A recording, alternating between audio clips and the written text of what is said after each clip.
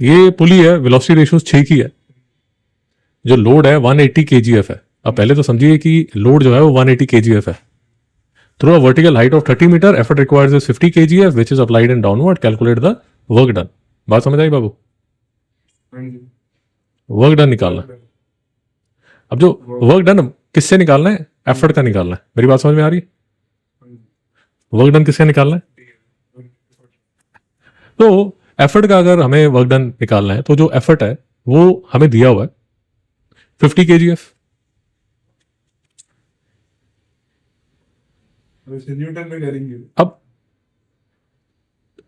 ये जो work done है इसको हमें मल्टीप्लाई करना पड़ेगा distance travelled due to effort. मेरी बात समझ आई?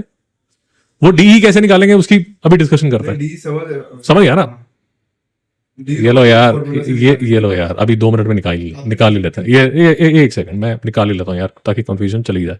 वी आर जो है वो 6 के इक्वल है, और जो वी आर है वो किसके इक्वल होता है? भाई देख के बता देना। T upon DL. यहां तक समझ आ गया? अब जो pulley with velocity is used to lift through a vertical height, जो ये जो 30 मीटर दिया हुआ है,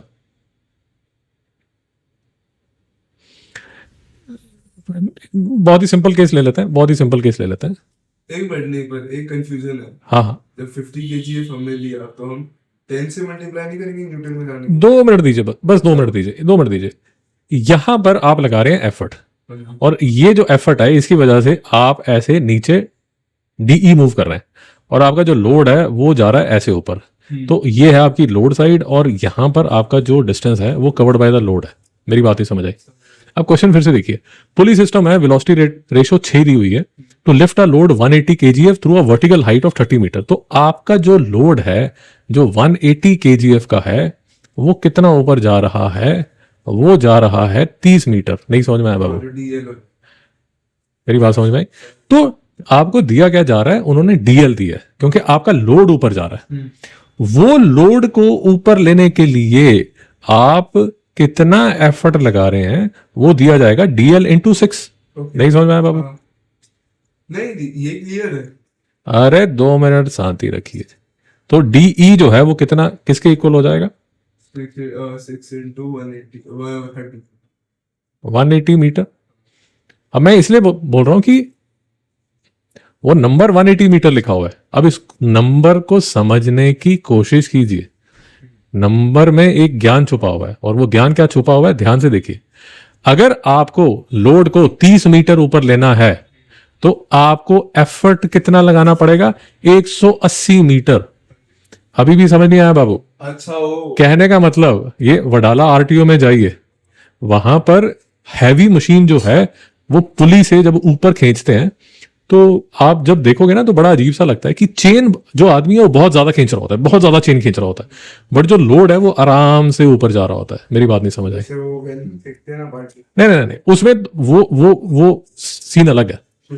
हाँ, वो सीन अलग है। जो वेल में जो पुली है उसमें तू जितना खींचेगा नीचे, वो जो बकेट है वो उतनी ऊपर जाती है। उस केस में जो distance moved by the effort है और distance moved by the load है वो दोनों तरफ से सेम है। बट मैं ये बात कर रहा हूं कि जिसमें heavy duty, let us assume car का इंजन है, कार का इंजन हमने बाहर निकालना यूजिंग द पुली।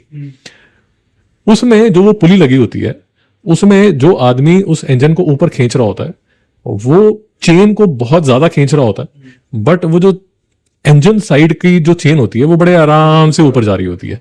उसका जो रीजन है वो रीजन आपको दिख रहा है यहां पर, और यही मैं आपको बताना चाहता हूं कि सर आप लोड कितना मूव कर रहे हैं?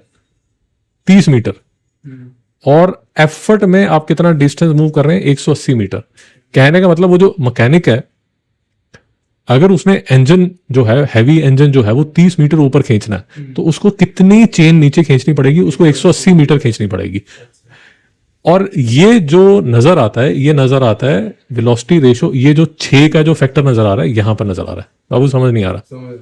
और ये जो आप बात कर रहे थे इसकी वेल और बकेट की, उसमें जो वी आर होता है वो 1 होता है। जो वी आर 1 क्यों होता है? क्योंकि आप जो VR6 है उसका 6 ये नहीं, आप ऐसे मान लीजिए, हाँ, वो जो उसमें कितनी अंदर, उसके अंदर पुली के अंदर कितनी है वो कल के लेक्चर में कर लेंगे, बट आज आप सिर्फ ये अप्रिशिएट कीजिए कि अगर VR 6 है तो आपको जो चेन है उसको 6 टाइम्स ज्यादा खींचना पड़ेगा, 6 टाइम्स ज्यादा खींचना पड़ेगा ताकि आपका जो लोड है वो 30 मीटर ऊपर जाए। नहीं समझ में आया? यहां तक बात समझ आ गई? सो ये थोड़ा सा ज्ञान छुपा हुआ है यहाँ पर। और अब वापस आते हैं जो ज्ञान अभी हम जो डिस्कस कर रहे थे, वो ज्ञान हम डिस्कस कर रहे थे यहाँ पर कि work done by the effort, 50 kg force, ये मैं लगा रहा हूं एफर्ट, और मैं जो डिस्टेंस मूव कर रहा हूं वो डिस्टेंस मूव कर रहा हूं 180 मीटर का। यहां तक बात समझ आ गई? ओके। अब अगर मैं ऐसे का ऐसा इसमें लगा दूं, अगर ये 50 kgf को मैं मल्टीप्लाई कर दूं 180 मीटर से और हंसता खेलता लिख दूं यहां पर जूल, तो ये है गलत, क्योंकि आप kgf इंटू मीटर को जूल नहीं लिख सकते, आपको मल्टीप्लाई करना पड़ेगा इसको फैक्टर जी से। नहीं समझ में आया बात? ये पूरा मल्टीप्लाई करोगे तो बनेगा आपका आंसर जूल में। नहीं समझ में आया जी? तो जैसे ये बनेगा 18 5 द 40 90, और एक ये और एक ये 90,000 जूल। बाबू डाउट है? मैं ना कल तू आएगा, मैं वो वीडियो निकाल के रखूंगा, तो उसमें ना बड़ा देखने में ना बड़ा अजीब सा लगता है कि एक तरफ जो मैकेनिक है वो तो इतना खींचा जा रहा है, और जो लोड है वो बड़े आराम से धीरे धीरे ऊपर आता है। उसका रीजन ये है कि जो VR है वो 6 का है। सो तुझे जो चेन खींचनी पड़ती है, मैकेनिक को जो चेन खींचनी पड़ती है वो 6 टाइम्स खींचनी पड़ती है। नहीं समझ में आया? अच्छा, ओके। हाँ, और जो लोड मूव कर रहा है वो आराम से नवाबों की तरह धीरे धीरे अच्छा, कर रहा है। अभी भी नहीं समझ आया? समझ। अच्छा, एक चीज और, अब ये ना बिल्कुल बेसिक सी चीजें हम डिस्कस कर रहे हैं, और तू न्यूमेरिकल करेगा तो और अच्छी तरह समझ आएगा।